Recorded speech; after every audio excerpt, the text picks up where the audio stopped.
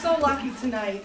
You know, the Meskwaki settlement is, of course, in the parameters of Tama County, but the consciousness and the culture does not stop at that county line. We do experience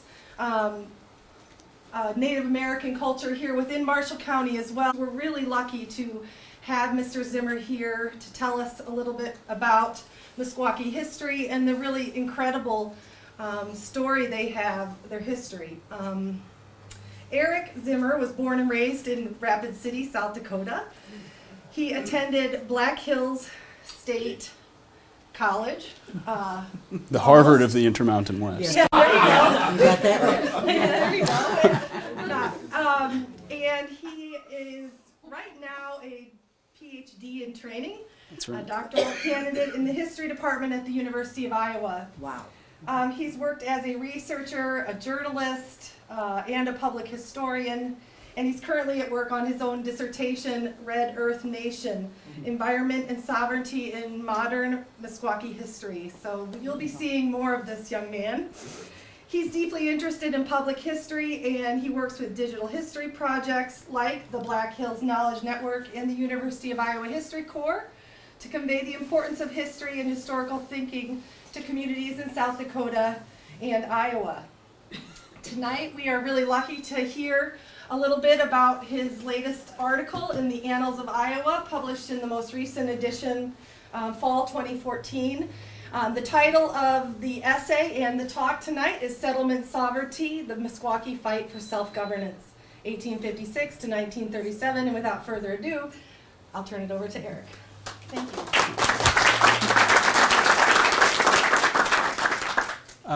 Good evening, everyone. It's great to be here. I would like to start not only by thanking all of you for joining us here this evening, but also to Kathleen Lamb and the Marshall County Historical Society for hosting us tonight. It was an absolute delight when I got the email, not only that someone had read my article, but that they wanted me to come talk about it in further detail. And the conversation tonight is going to very closely parallel the article here.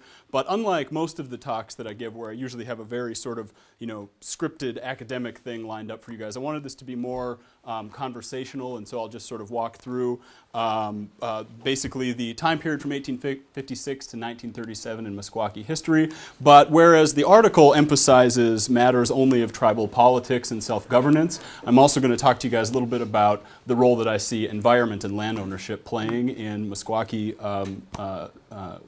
sovereignty, fight for tribal sovereignty.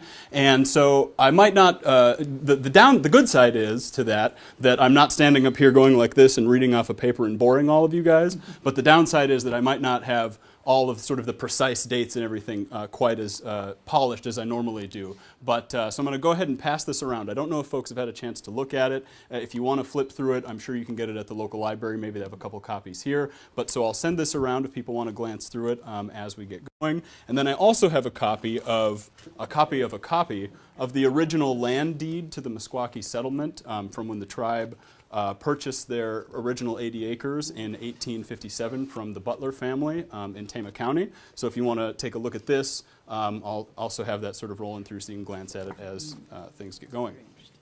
And then just a little bit about me. I think that it's useful for people to understand not only what a person is studying, but why they came to study it. And as Kathleen mentioned, I grew up in western South Dakota, and a lot of people are probably familiar with Sitting Bull and Crazy Horse and Custer's Last Stand and sort of the battle over native lands that took place in the 19th century. And when I was in college, I really got interested in becoming a historian, decided I wanted to go to graduate school, and I had to figure out what it was I wanted to study. But the interesting thing, I think, is that I really wasn't interested in Native American history growing up. I felt like I had heard the stories of, like I said, Crazy Horse and those folks 1,000 times back home, and it just wasn't something that I found particularly compelling. And then I took a class in college by a Lakota woman, a dear friend of mine who passed away recently, Rosalie Little Thunder. And it was one of those moments where you take a class or you meet someone and you don't know it at the time, but it fundamentally changes the way your life works, the trajectory of your life. Because what Rosie taught me was that it wasn't that I wasn't interested in Native American history, it's that I wasn't interested in the way Native American history gets taught and talked about in South Dakota.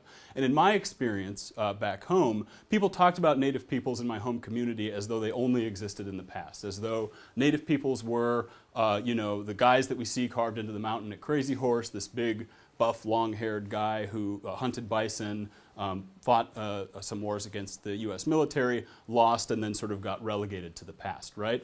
And so what I hope you get out of tonight's talk is not only some content and information about the Meskwaki Nation here in Iowa, but that hopefully everybody leaves thinking a little bit differently about Native communities, about their history and the way that we sort of sometimes don't think about it as critically as I think that we could, and especially the ways in which, for a lot of Native peoples, the struggle to endure and survive into the 20th century in the face of all of the oppression and dispossession that took place in the 19th century didn't have to take place on a battlefield or on horseback. It took place in negotiations, it took place in political contexts, and on the Meskwaki settlement, it took place in large part because they were able to purchase their land, and the relationship between environment and tribal sovereignty has driven the tribe forward over the last 150 years. And so by the end of the talk, I promise you we will get to these four gentlemen and how they were able to write a constitution that was ratified in a very narrow election in November of 1937, the document that still governs the tribe today, and as we were just mentioning, has never been amended even once, even though there have been a number of different attempts since the 1930s to do so. But to sort of talk to you guys a little bit about my research as well and how I went about doing this. It's kind of an interesting story because coming from South Dakota, I came out to Iowa. I wasn't particularly familiar with Meskwaki history, but I knew I had to do a master's degree. When you get a PhD, you have to do your master's first, and then you go on to get a PhD. So I went out to the settlement, and I met Jonathan Buffalo, who is the head of the Tribal Historic Preservation Department out there. And I used to go out, and I would help Jonathan. At the time, they were assembling the museum, which I hope everybody goes to visit if you haven't already. And he would, I would help clean out rooms as they were moving archival stuff. And for a couple days, we were painting the ceiling blue so the lighting worked and that sort of stuff. And one day I asked Jonathan, I have to do a master's thesis, and I would like to know if there's anything that you think is sort of a part of Meskwaki history that would be valuable to the community if I did a little research. Is there something people maybe aren't familiar with, or just something that you think would be sort of a good addition that another scholar hasn't looked at yet? And he pondered it for a few minutes, and he said, I think the Constitution is really something that is important to a lot of people. It comes up around election time a lot. People will, say things about the Constitution, but he said he wasn't sure that people had sort of a solid understanding of how it came to be. And I thought, this would be a perfect master's project. I was very excited, in large part because I knew from my reading and previous education that it was in the 1930s, from about 1933 until 1937 or 38, that most tribal constitutions were written in the United States. So this is a perfect master's thesis. It's only 4 years. That's an easy 30 pages. Wham, bam, no problem, right? Little did I know that as I would start researching, I found out that in order to understand the Constitution, how it came to be, you have to look back at least another 80 years into the past in order to understand the trajectory of how all this worked. And the way that it occurred to me, is that when I started doing the research, I wasn't surprised to find out that the Constitution itself was controversial in its own time. As I'll mention later when we talk a little bit about the election itself, the community only ratified the Constitution by 2 votes. The election was 80 to 78, so the Constitution barely passed. And if you think about it, it's not surprising that any major political development was controversial and hotly contested in its own time. In any society, anytime something big political happens, people are sort of fighting about it. And so one day I was going through some old records from the Office of Indian Affairs, which is now the Bureau of Indian Affairs, but I'll use OIA or Indian Office frequently, I think, just to be more historically accurate. And there's a handful of letters, and there's people writing back and forth. And a couple weeks after the Constitution was ratified in 1937, I found this letter from an official at the Office of Indian Affairs in Washington, D.C., writing back to the local agent of the Tama agency. And he said something like, congratulations on the constitutional election. You did a great job. Go team. And then a couple pages later, I find this letter with a petition signed by 100 members of the Meskwaki Nation saying, we don't want this constitution. You can't do this to us. This is our land. This is a bad deal, right? But it wasn't until I came across another document that this idea really started to coalesce for me. And this gentleman on the left there is John Tatepash. And John Tatepash was a member of those folks who really did not want the Constitution to pass. He was anti-Constitution, voted against it, and he was one of the people who signed this petition asking the Office of Indian Affairs not to pass it. And as you can see here, this is an excerpt from that letter that I went ahead and typed out and edited a little bit. But what Tatepash says to Franklin Delano Roosevelt in the spring of 1938 is, I want to know, Mr. President, why the Indian Reorganization Act, which is the law that made it possible for tribes to have these constitutions, is being forced upon the Meskwaki Indian tribe of Tama, Iowa. This tract of land upon which my tribe dwells is communally owned by the Meskwaki Indians, purchased with their ancestors' own money. Therefore, we have the right to, through the right of ownership, decide how our affairs should be handled. Every member of my tribe has a right of ownership of the land on which we live to the disposal of our affairs as he sees fit. Therefore, every individual Indian should be in favor of the bill in question before it be applied on the Meskwaki Indian land. And I think it's very obvious that, it's no secret that John Tatepash believes that because the tribe owned their land, that the federal government had no authority to be intervening in their sovereign affairs, right? And so this is what brought me back to the 1850s, where I had previously thought I could explain the Meskwaki Constitution, in like a semester's worth of work over 25 pages, that I was going to have to go back 80 years and really understand this land purchase thing in order to do that. And so now my dissertation, which grows from this article and this project that I talk about, is more focused not only on the political side of things, but the ways in which environment and tribal sovereignty overlap with one another, and the ways in which members of the Meskwaki Nation have used their land ownership as a weapon to protect their tribal sovereignty over the last 150 years. But if one is to understand what environment means to the Meskwaki Nation and how they've deployed it politically, you first have to understand the relationship to the land itself and some of the history of migration and that sort of thing. And so this next slide, just briefly, for those of you who are familiar, one of the interesting things about Meskwakis is that unlike tribes in my home state of South Dakota, Lakota, Dakota, and Nakota peoples who are vested in the homelands like the Black Hills because they believe that that's where their people originated. It's sacred land to them because that's where they came. But for Meskwakis, Iowa is not the original homeland. Rather, they're an Algonquin-speaking tribe from up on the American-Canadian border, up around somewhere near Quebec or Nova Scotia, and over the last 400 years have made this slow migration westward as the broader processes of North American invasion and contact between non-native and native peoples started after Columbus landed in 1492. This long period of violence, of native dispossession, the development of the United States to the east pushed a lot of tribes further and further west. And as you can see along this yellow line that my dear friend Josh Sales at the Meskwaki GIS office made for me, because I don't know how to use computers, goes right down along the side here until the tribe ends up where they are today in this little circle, which is the Meskwaki settlement. But as many of you know, the tribe was at one time removed to Kansas. After the Black Hawk War, there was a treaty in 1842 by which the federal government basically forced Meskwakis and Sacs to cede all of the land in what is now Iowa, forcing the tribe down to what was known as the Indian Reservation, the Indian Territory in present-day Kansas. And Meskwakis will be very careful to make sure that you know that not all of the tribal members left and went to Kansas. They never left Iowa and were continuing to inhabit it, but they were forced to go and sort of hide on the periphery of the prairies because it was illegal after the 1842 treaty for Meskwakis or any native peoples to be in the state of Iowa.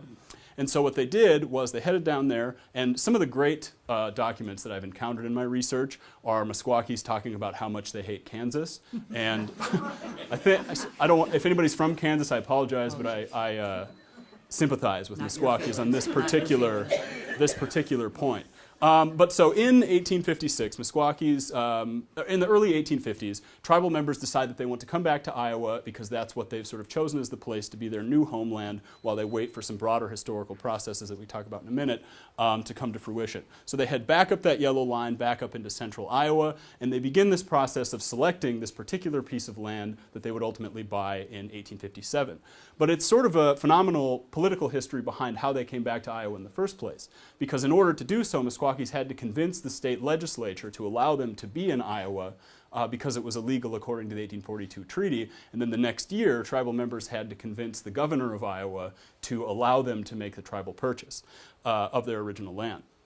And they had to do that because in the middle of the 19th century, Meskwakis, like most Native Americans in the United States, were not citizens and therefore could not hold title to lands in the United States. So they had to negotiate this very particular relationship with the state of Iowa, which was unique for several decades and was the first of its kind in Native American or American history, in which tribal land was placed into state tribal trust as opposed to federal tribal trust, which is how most Indian reservations in the United States are. And so as you're sort of talking about this concept of migration and the ways in which Meskwakis came to Iowa and made of it a new homeland, you have to again consider this idea that this is not the original homeland for tribal members. My good friend out at the settlement and the tribal historian who I mentioned a few minutes ago, Jonathan Buffalo, has this great oral history that's published in a journal from out of Wisconsin that I like to rely a lot upon because I think he really crystallizes an important idea here when he says that he's sort of talking about this broader oral tradition, this creation story of how Meskwakis not only came to be created on the East Coast, but how their creator, Wasaka, sent them west over the course of those 400 years. And he says that when people talk about coming home to Iowa, we wanted to come home to our newest home. But traditionally as Meskwaki, whenever we say home, we mean east to our creation place, wherever that is. No Meskwaki knows where that is, but we will know where it is when the time comes to that very spot. Someday we know that we'll go home. So again, when you think about the settlement, you have to think about it as not being a homeland in the sense that it is for other Native communities, but a place that serves a particular purpose in a particular moment of time. And the reason that they came and selected this particular place was to build and redevelop their community and sustain it and their rights to tribal sovereignty until some future unknown time when the tribe will be able to return to their original homeland. And when you look at the map up here, you see that this map represents the entire Meskwaki Nation as we know it today. It's over 8,000 acres and it straddles Highway 30. Just for people who've been out to the settlement, the casino is like right along here somewhere and Highway 30 runs along the northern part just to sort of orient yourselves. But the section down at the bottom, the little green part there, is the original 80 acres, that deed that I was passing around a few minutes ago, that tribal members were able to negotiate the purchase of by not only talking with Isaac Butler, the gentleman who owned the plot of land, but also negotiating with the governor of Iowa to be able to make it a reality. And this is a very interesting 80 acres because it's not like, and this is I think a detail that gets lost in most accounts of the Meskwaki past, is this idea that this was the first plot of land that the tribe could get their hands on, so they bought it and did what they could with it, and that's not the case at all. When Meskwakis came back to Iowa, they came looking for an environment that matched their needs, the things that they would want to be able to rebuild their community. And I have looked through some records from the General Land Office, and when you look at the physical descriptions of what this particular 80 acres looked like, it has everything that Meskwakis would have wanted in the 19th century to continue existing according to the economy and way of life that they had established for hundreds, if not thousands of years. The 80 acres runs right down where the powwow grounds are today, if anybody's been down there. And at that point, or on that land, Meskwakis established a central village that was sort of the center of communal life for a number of years. But it's also along a bend on the Iowa River, right? And so having access to water, which includes not only fresh water, but also fish, for food, but wetlands as well as woodlands for hunting, a number of different herbs and other plants, wood for shelter, and especially maple trees, right? That was the big thing that I kept finding is all of these different plots of land that were for sale at the time didn't have maple trees on them, and because Meskwakis used maple syrup not only as a ceremonial item and also to trade, but because it's important to their economy and they use it as a food source obviously as well. This is one of the reasons that the tribe decided to purchase this particular plot of land and from it rebuild their community. And as you look at this map, the other important thing to remember is that it's color-coded to show the way that the settlement has grown over time. So if this was the original 80-acre settlement that was purchased in 1857, the purple and red area that you see in the middle there is the part that will be, that's the size to which the settlement grew by the end of the time period we're dealing with tonight, by about the 1930s, right? And so by the time the tribe has its constitution, they've grown from 80 to almost 3,500 acres, and in and of itself, that's a fascinating story that I think again illustrates the point about the relationship between tribal sovereignty and land ownership. Because not only did Meskwakis understand that they needed more land for their community to be viable and to be able to exist in a way that was healthy and that the population could stabilize, they also understood that land ownership was the key to being able to repel federal incursions into their affairs, right? And so it's an interesting story how Meskwakis went about figuring out that they could buy more land, because after that original 80 acres was purchased in 1857, the federal government wanted to force Meskwakis back down to the Indian Territory in Kansas. And the way that they thought that they could do this would be to strip federal recognition away from the tribe, which meant that they would no longer get paid some of the annuities that had been promised to them in the 1842 and some of the earlier treaties. The federal government basically believed that if Meskwakis don't have this money coming in, they'll be poor, they won't be able to fend for themselves, and they'll have to go back to Kansas where we can deal with them, right? That was not the case because they had very strategically and smartly selected this particular plot of land upon which they could rebuild their community. And from 1857 until 1867, rather than withering away and heading back to Kansas, Meskwakis survived just fine. They subsisted just fine on that land, growing corn, bean, and squash down in the wetlands, as well as heading out on winter camps to hunt and doing all of the things that they had gotten very good at over the previous several centuries. So in 1867, the federal government decides to re-recognize the tribe, which is kind of a double-edged sword. On the one hand, it re-recognizes them legally, giving them access to those annuity payments, which is some cash to participate in the economy. But on the other hand, it gives the federal government an excuse to send an Indian agent to go sit right on the edge of the settlement and keep an eye on them and try to carry out the overarching goals of the federal government during this period, which is the allotment of, would later become the allotment of tribal land, but even before that, the assimilation of native peoples into settler society by destroying their languages, cultures, religions, ways of governing, economies, and all of that sort of thing, right? So, but with this money that they get from this, from the re-recognition in 1867, Meskwakis decide that what they're going to do is start repurchasing land. And one historian actually writes, and one of my favorite quotes is that after 1867, Meskwakis had an almost fanatical desire to repurchase land. And at every opportunity that they had, they would either convince an Indian agent or the state governor to buy plots of land around the settlement as they became available in order to, as you can see on the map here, expand the land base both for the purposes of subsistence, but as well as preserving the political tribal sovereignty that they had available to them there. But there's an important change that takes place after 40 years, and I apologize for time's sake. I can't go into some of the details about the ways in which Meskwakis constantly and continually use their land ownership as a weapon to convince the state government to help them repel incursions into their tribal sovereignty from the federal government. There's examples with the establishment of missions, the federal government trying to build schools on and near the settlement. At one point in the 1880s, the federal government tried to get all the tribal members to sign allotment rolls, which they did not want to do. So there's all these sort of pitched battles between 1857 and 1896, in which the tribe is constantly reasserting itself and its authority not to basically be bossed around on their land. But one of the ways in which this, or the moment at which this changes fundamentally for me, is in the year 1896. Because in 1896, the federal government convinced the state of Iowa that in order to get Meskwakis to assimilate, they had to have their land taken out of that state tribal trust, which had allowed them to exist in this state of what I've called settlement sovereignty, right? The ownership of their sovereignty is what allowed them this particularly unique political space. But if the land could get transferred into the federal government's hands, then the federal government could treat it just like they did every reservation everywhere else and strip from the tribe this special authority that they have, this special ability that they have to be able to prevent these incursions into their affairs.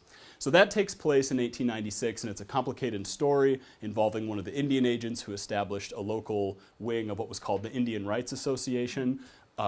despite its name, Indian Rights Association, it was a group of Christian reformers who were hardcore assimilationists and all across the country did a lot of things to move tribal members towards assimilating into settler society, as I had described a few minutes ago. And so after the year 1896, you have a fundamental shift in the power of Meskwakis to be able to wedge themselves into the federal government like this. And over time, you'll see a slow erosion of tribal sovereignty, or at least the effectiveness of tribal sovereignty in the political sense, because without their state tribal trust that they had relied on for so many years, Meskwakis find themselves in a position shared, as one author wrote, by virtually every other American Indian tribe in the United States, and that was basically at the whim of an overzealous and very powerful Office of Indian Affairs. But there's another dynamic, aside from the land transfer and all those things, that you have to understand if you are to understand what was going on that helped the federal government almost wipe out Meskwaki tribal sovereignty in the early part of the 20th century. And that revolves around this gentleman, Chief Pushitaniqua, and I apologize, I don't pronounce things very well. I'm not a Meskwaki speaker, but you'll have to bear with me. Basically, Pushitaniqua was became the head chief of the tribe in 1882, following the death of his predecessor, Mama Wanege. And this is an important moment to stop and sort of talk a little bit about Meskwaki governance as it existed prior to the tribal constitution, because you have to understand how the community was sort of dealing with its own affairs if you are to understand why it was so controversial for them to change that pattern early in the 20th century. And so the way that the Meskwaki Council worked is there was a series of men, and it was all men, who would make decisions, and they were appointed to these positions based on not only personal leadership skills, but based on their clan affiliation, right? We don't have time to get into sort of the nuances that some anthropologists have been very diligent in sort of understanding the clan system for Meskwakis, but essentially you have a series of different clans. From them, there are particular individuals who are leaders within those clans who serve in both ceremonial and political capacities, and certain leaders from certain clans could hold the position of what's called head chief, right? And I think it's important to remember that the term chief is itself sort of loaded, because I think Hollywood and general stereotypes about Native culture have sort of done this thing to a lot of people where they think that the word chief means like a single guy who's in charge of everything, and he's kind of like a dictator over the whole tribe. And that's certainly not the reality. Leaders, do you have another picture of him floating around? Excellent. Oh, wow. We have, He's a good one. he's a what? That's a good one. Oh, yeah, there's actually, I don't know if you want to pass it around or something like that so people get a close look at it. Actually, pay attention to that bear claw necklace, because that'll come up later on in the story. Thank you for that unscripted moment. Those are the best. Anyway, wherever I was going with this, leaders like Mapa Wanege, who had been leading the tribe since they had returned to Iowa returned officially to Iowa, because some of them never left, in the 1850s, led by force of personality more than by sort of the power of their office, right? So it's important to remember that these were people who were particularly skilled at when the council would get together to address important issues of the day. It was more about building consensus, and the leader wasn't someone who told people what was going to happen. He was someone who sort of wrangled different arguments and helped people come to a fair decision that the tribe would then follow. It's also important to remember that this was not a unilaterally male system. Although the protocols of the time prevented women from participating in the council per se, there's plenty of evidence that suggests that even in the late 19th century and before that, Meskwaki women in the home would make their positions on important matters of politics and decision-making in the community known, and they would sort of make sure that their husbands and sons understood what their position was and exert power in that way, so that when those men went to council, some of the positions that they shared were also those of the women, not just of the men's, right? So it's an important distinction to make. But with that in mind, the event that takes place is Mama Wanege's death in 1882. And when he dies, he leaves in his place only two very young sons, and the rest of his council, this is a very sort of controversial topic, but the way that it sort of plays out is that the rest of his council decides that these two sons of his were not old enough to take the responsibility of being in charge of the tribe, and so they instead select the 40-year-old Pushtaniqua. And for the first 10 years or so after this decision, it seems from all the evidence that I've seen that tribal members sort of accepted this. There had been a couple arguments that there was precedent for this sort of thing to take place, and that a hereditary line of power wasn't necessary in order sort of to continue tribal governance. But that was an issue that was hotly contested by other members of the tribe who believed that this guy was not a legitimate leader, and that in fact a few heirs of Mamotwanages were the ones who had the rightful throne, if you will, to the tribal council. But like I said, this issue doesn't really become a hot button thing for about 10 years. And it seems to me that the reason that this becomes a big issue and there becomes a great deal of contention over Pushtaniqua and whether or not he's has legitimate claim to Meskwaki leadership has a lot to do with that 1896 trust transfer. Because at that moment, tribal members realize that they've sort of lost sovereignty, or at least lost the ability to exert some of that sovereignty over their land. And so what do you do anytime something bad goes wrong in politics? You point at the guy at the top and say that maybe we should get rid of him, right? And I don't mean to oversimplify this, but I think that in large part, some of the dissension that started to arise in the 1890s had a lot to do with these land issues and these questions about what was going on.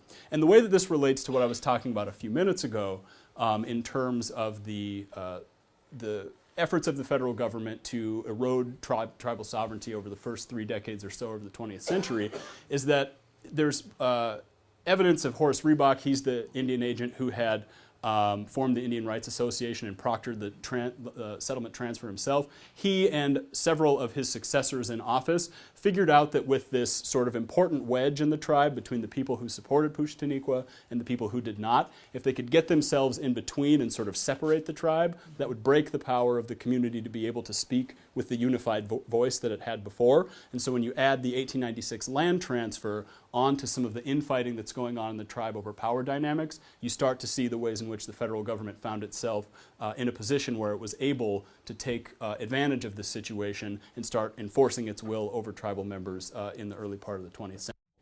But there's another important environmental change that takes place in 1901 that helps us understand the trajectory of history leading up until the tribal constitution. And for this, I'll go back to the map here, because remember I mentioned that there was on the original 80 acres of the settlement, there was a village that was sort of the central place for Meskwaki life. And this isn't to say that there weren't tribal members living in wickiups off on different portions of this land.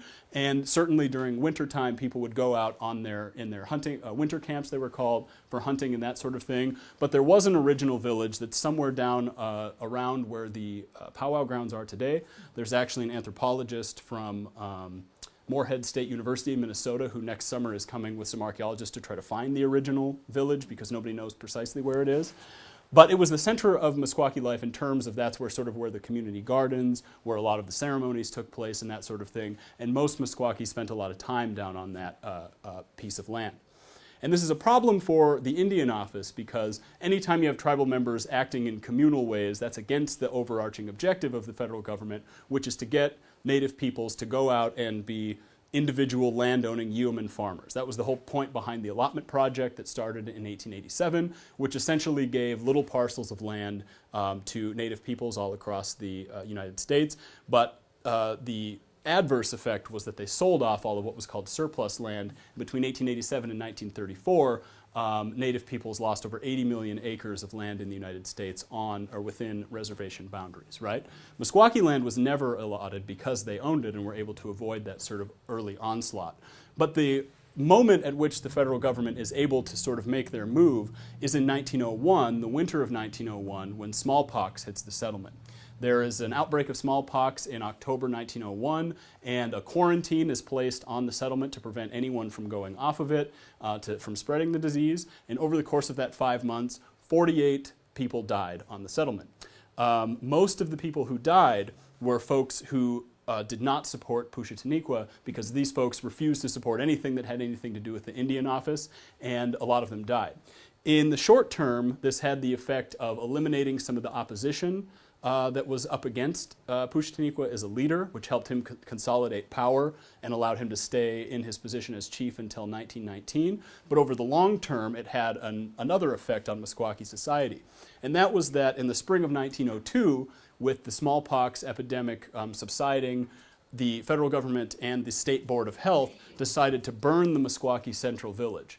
And this wasn't, it was a harsh thing, don't get me wrong, but it wasn't all that unusual during the period to burn the personal effects of someone who had smallpox.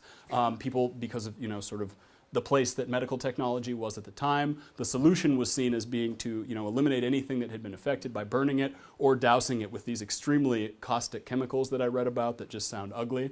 And so they did that to the Meskwaki settlement first to prevent the spread of smallpox. But there was a second very, in my opinion, insidious objective, and that was to eliminate the central village so that Meskwakis would disperse out onto the land and not exist in that central place, right? And I do have documents that show that the Indian Office agents never sort of directly say, our plan is to burn this thing so they won't go around, but they talk about, oh, that was a convenient effect of us burning the ground like that. And they also plant the seed in tribal members' minds that if you come back and live in a village like that, you're all going to get smallpox and die again, right? So there's sort of this discourse taking place in which tribal members are heavily encouraged not to do that. And the result of it is tribal members spread out onto the purple and red area that you see there and start inhabiting different sectors of the settlement in ways that they previously hadn't. A lot of them start using the settlement farming sort of individually, and for the first 30 years or so of the 20th century, they established what we would call a use rights system, and that means that while the settlement was still communally owned and is still communally owned today, there weren't hard and fast rules about who got to live where. Basically, a family would go pick a plot of land and other community members would pick other plots of land, and everybody kind of respected the area in which people lived, right? And this worked for a period in the early 20th century, but by the 1930s, actually by the 1920s, it was already becoming an issue because certain families and certain tribal members had like 65 acres, whereas other tribal members only had 1 acre. So there's some inequality that takes place in terms of the land distribution, and that became an important issue in the 1930s as the Constitution was being written, and provisions were made for the redistribution of land by the tribal council. But with all of this political, environmental stuff going on, you also have to understand that in the early part of the 20th century, the economy of Iowa generally was changing very dramatically. Railroads were stretching across the state. The population of rural Iowa was filling in, and tribal land was being surrounded by a lot more non-native people, farmers who previously had not been there. And Meskwakis adapted to the changing economy in a number of ways. Because there were more non-native people living around them, using up the same deer and other resources that they had previously relied upon in their subsistence economy, tribal members were constrained in their ability to leave the settlement and trap and to be able to survive in the way that they previously had before 1900. And so what you have is the move, so tribal members have moved out onto the settlement, but they're also starting to survive and interact in different ways with the economies around them. There's still gardening going on, there's still hunting and trapping, but it's limited, so you also see a lot of tribal members. Men would often go off the settlement and work in a community like Tama. Some would work for the railroad, other people would work as day laborers on local farms, wherever you could get some cash in order to, have the cash that was necessary to participate in the local economy. Women would do a number of different things, selling goods at market, crafts, beadwork, and basket making, selling that to everybody from tourists or local people around who could use it. There's a very sort of broad diversification of the ways in which both Meskwaki men and women adapt to the growing economy around them. And in the Indian Office's eyes, and this is sort of a standard thing across Native America, whenever you saw a Native person moving out of their wiki up and into a house, the Indian Office would pat itself on the back and go, assimilation, guys. But you have to look at this in a different light and understand that this isn't assimilation. This is adaptation to a new economy. There's nothing different about this than there was a difference in changing the types of maybe tools that they use when they moved from the eastern seaboard of the United States to the Midwest to meet the new challenges of a new environment and a changing economy around them, right? But I have all of these great documents because as the Indian Office was busy patting itself on the back, they loved to document their progress and the great job that they were doing. So they left behind this wonderful paper trail, and there's actually, in 1925 and 1926, a series of documents at the National Archives in Chicago called the Surveys of Indian Industry. And basically the federal government hired a guy, or gal, I'm not 100% sure, but it was a guy, to go out to the settlement, take a picture of everybody and their house, and then I don't know if you guys can see this very clearly, but for everybody on the settlement, they took detailed notes about who these people were, how old they were, how many kids they had, what their kids did, what their wife did, and they're documenting Meskwaki life in order to sort of understand the ways in which they're assimilating, right, and to get a handle on this. What this leaves behind is plenty of evidence for explaining just what I was talking about, these adaptations and this new participation in the economy and new uses of the environment in order to survive. But you get from images like this one a picture of what Meskwaki life was like in the 1920s. You have a young family, a gentleman and his wife, and I think his 2 children are at the bottom of the picture there. And as we still see on the settlement today, a framed house, American-style houses, as the Indian Office would have called them, right next to a wickiup that the family still used in the summertime. And I think that these photographs really illustrate the ways in which Meskwakis were adapting and changing and sort of straddling that line between customs and traditions that they had held for generations, but also making the necessary changes in order to incorporate into the material life and the changing economies around them. And this isn't to say that Meskwakis ever the economy was very stable for tribal members in the 19-teens up through the 1920s, but there's a huge disparity between what was sort of the norm for Meskwaki family members and the average Iowa white farm family. I wish I could remember off the top of my head what the numbers were, but there's just a stark difference between the access to cash that people had based on their property values and the things that they owned and the amount of money that they were able to make at these different jobs. But that's also not to say that Meskwakis were in poverty. This is another sort of standard stereotype that I think people hold, is that anytime you see Native peoples living like this, it must be because they didn't have any money, but that's because people are thinking about poverty only in non-native, materialistic, and cash-driven terms. For a family like the one that we see up here, these folks are subsisting just fine. They might not have the same dollar amount in their pocket that an Iowa farm family would have, but they have this deeply ingrained, this deep system of economic and environmental nets that allow them to survive by growing and canning food, hunting, but also working part-time in order to make the type of money that they need to survive and to again, keep subsisting in this changing economy around them. This document is actually a handwritten note from a Meskwaki elder named Young Bear, and Young Bear is writing in Meskwaki to Edgar Harlan. Edgar Harlan was the Kathleen Lamb of his day. He was the head of the Iowa Historical Museum and Art Department. I always get that wrong. It's the State Historical Society today, and it was in Des Moines. And Edgar Harlan had befriended Young Bear and some other Meskwakis in the 1920s, and Young Bear would frequently write to him in Meskwaki asking for different things, conversing with him just because they were friends. At one point, Harlan's health took a turn for the worse, and Young Bear would write to him, Meskwaki remedies for how to fix it. But the way that the reason I think this is a really interesting document is you see in pencil on the bottom line of each, or the bottom half of each line, Young Bear's writing, but above that you see it translated by Jonas Powashik. And Jonas was a 30-year-old Meskwaki man who worked as a custodian under Harlan at the State Historical Society. Jonas had attended Chilocco and the Haskell Indian Institute in Kansas and was also a World War I veteran. And after the war, he came back, worked as a painter and did a few other things around Tama and Cedar Rapids, and then got this job for Harlan where he got paid as a custodian, but was also sort of the resident Meskwaki expert and translator whenever Harlan needed him to do things. And in this letter, Young Bear is asking Harlan if he can sell any items, artifacts that belong to him because his family is basically out of money because of the Great Depression. And the reason that when we had that photo floating around, I asked you guys to look at the bear claw necklace, I found another letter from Sam Slick, who was another tribal member who sold his family's bear claw necklace to make ends meet during the Depression. And the reason that Pushtaniqua is wearing that bear claw necklace is because the bear claw necklace was an item that was reserved for very important ceremonial and political leaders. So this isn't just something that you would sell without sort of thinking heavily about it. But the State Historical Society, Edgar Harlan, purchased this one, and immediately when I saw that, I ran to Jonathan Buffalo and said, I found one, we have to get it back. And he said, I already knew about that one, so we're cool. But I think that, this just really illustrates how dramatic some of the things that were taking place during the Great Depression were for Meskwakis.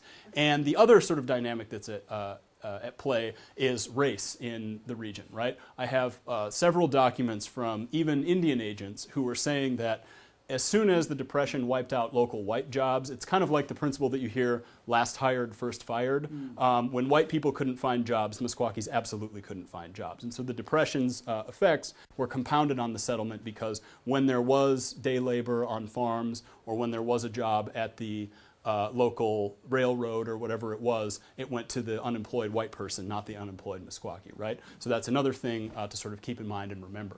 But the reason that I'm talking about sort of economic changes and these dramatic issues that take place in terms of the Great Depression is because in order to understand how the tribe engaged with its constitution or the development of its constitution and what was known as the Indian New Deal, you should also think carefully about the ways in which they're adapting to the environment again to not only change their landscape but use it to survive during the Great Depression. And again, this is an example of the ways in which tribal sovereignty and environment overlap. Some of these pictures that I have up here illustrate the different ways in which tribal members survived the Great Depression. The picture on the right is Amos Morgan, who is tapping a settlement maple tree in the 1930s because tribal members continued to do, I use this to show that sort of the Meskwaki efforts to use their customary remedies of using not remedies, but methods of using the environment around them, the trees, the herbs, the flora and fauna that they could in order to subsist, continued through the Great Depression, and it basically kept the bottom from falling out of the settlement. On the bottom there, you have a photo of some Meskwaki women who set up a booth along the Lincoln Highway on the southern end of the settlement where they would sell crafts and things to passing tourists as they drove by, again, just to garner whatever cash that they could. But the photo on the top is of the Meskwaki Civilian Conservation Corps Indian Division. And the Indian Division was a New Deal program, just like the CCC, if people are familiar more generally, across the United States. The federal government pumped a bunch of money into job creation, and basically they would set up these camps where young men would go and build bridges and roads and buildings and do any number of different things. A lot of the state parks here in Iowa, those big limestone picnic houses or whatever you want to call them, those were all created by the CCC because the point was to put people back to work. And you have all this type of activity taking place on the settlement, and it's really an interesting thing to think about how Meskwakis using their land and using these Indian Division programs was a reassertion of their tribal sovereignty. Because in addition to those types of programs, in 1933, you see a fundamental change in federal Indian policy writ large. The gentleman on the right is John Collier, the Commissioner of Indian Affairs, who rode into his position on the coattails of Franklin Delano Roosevelt. When Roosevelt was elected in November of 1932 and took office in March of 1933. And when he came into office, he sat John Collier as Commissioner of Indian Affairs. And Collier is a very controversial figure. The Indian New Deal that he instituted, which was a series of plans, the centerpiece of which was the Indian Reorganization Act, which allowed Native communities to create their constitutions, is widely controversial because a lot of people see this as assimilation under a different mechanism.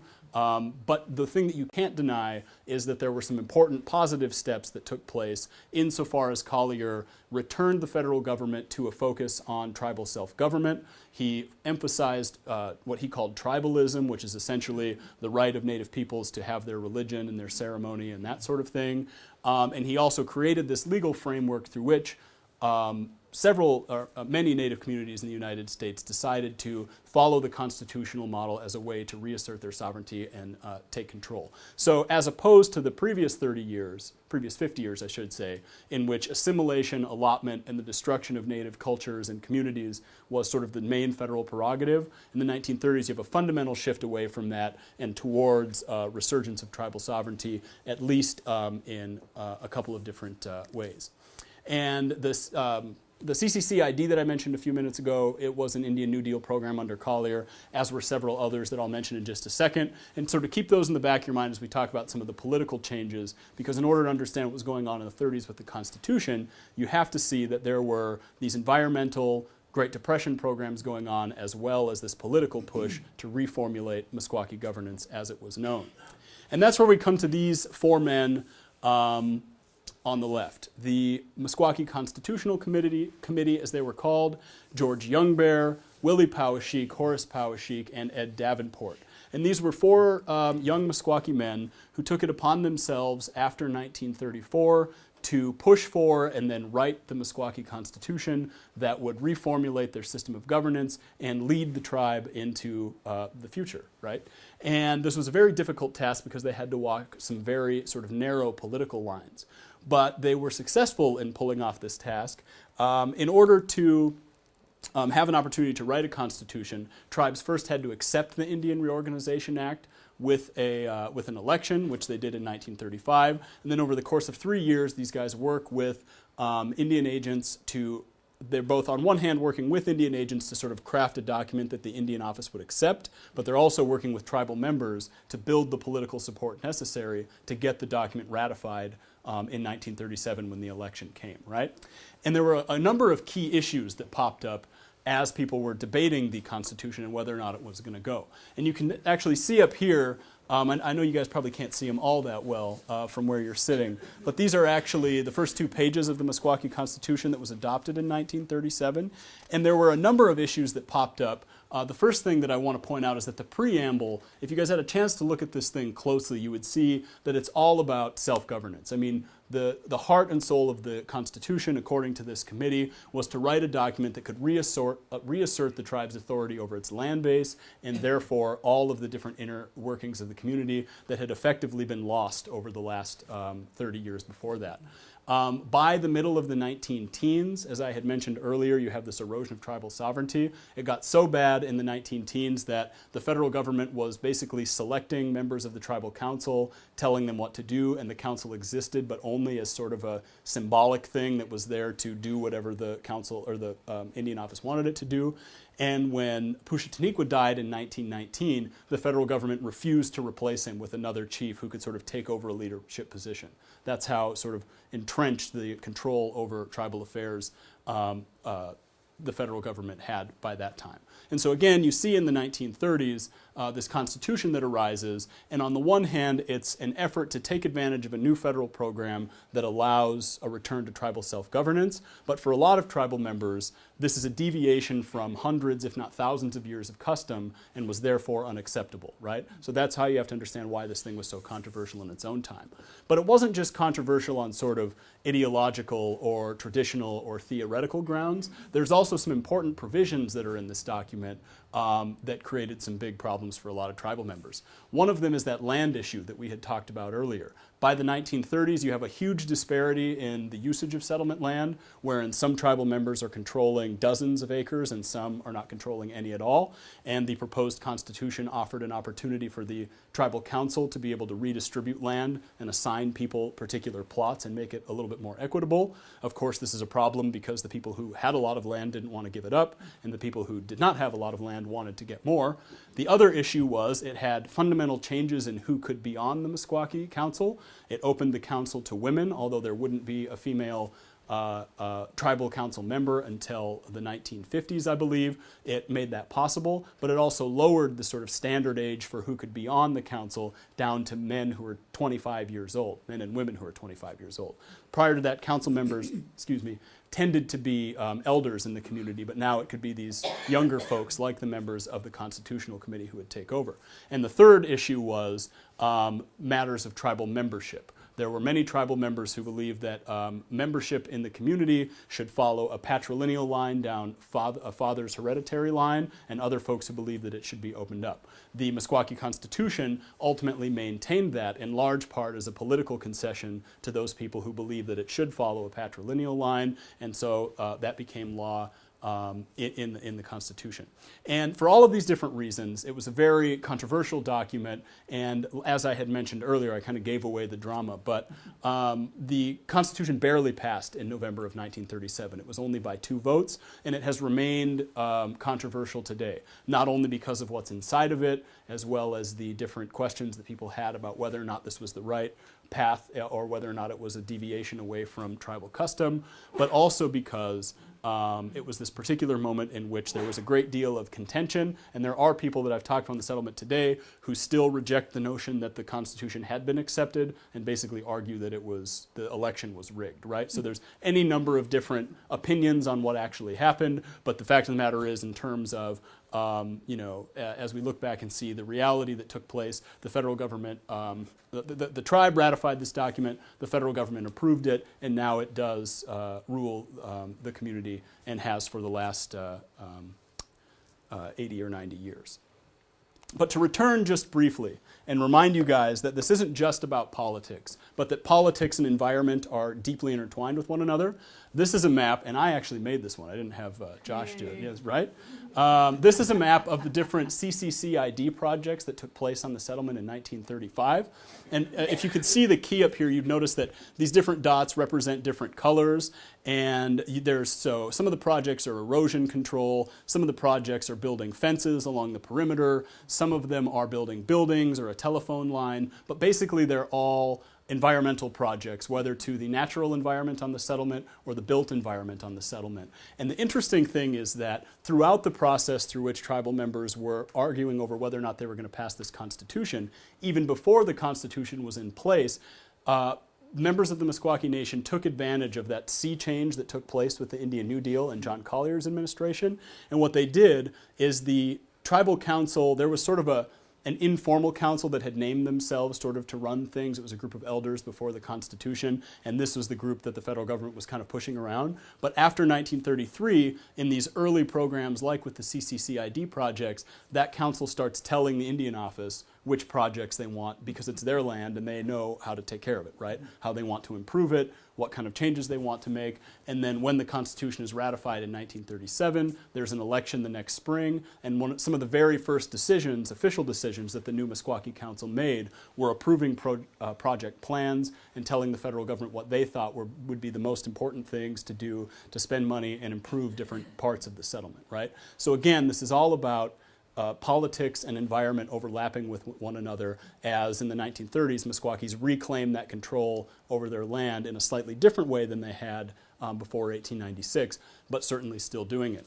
And the second half of my dissertation is more about natural resource development and the ways in which those early CCCID years during the Great Depression sort of laid the framework through which economic development and natural resource development became the way that the tribe sort of fought through some of the federal changes in federal Indian policy that happened in the latter part of the 20th century. And the dissertation itself is kind of slated to end in the 1970s with the federal government's turn towards self-determination, as it's known. But I also will talk about, in a conclusion, I think, briefly, the development of the Meskwaki Casino in the 1990s, which, as all of you are, I'm sure, aware, has injected a lot of cash into the tribal and the local economy. And what's the number one thing Meskwakis did after they got all this money, after sort of caring for some of the basic needs of people? They bought a bunch of more land, right? So the settlement has grown from 3,500 to over 8,000 acres in the last 20 years because, as they have been doing for the last 150 years, Meskwakis recognize that land ownership and their control over their environment is the key to their tribal sovereignty. And that is my presentation. And that, my dear, is that. Thank you.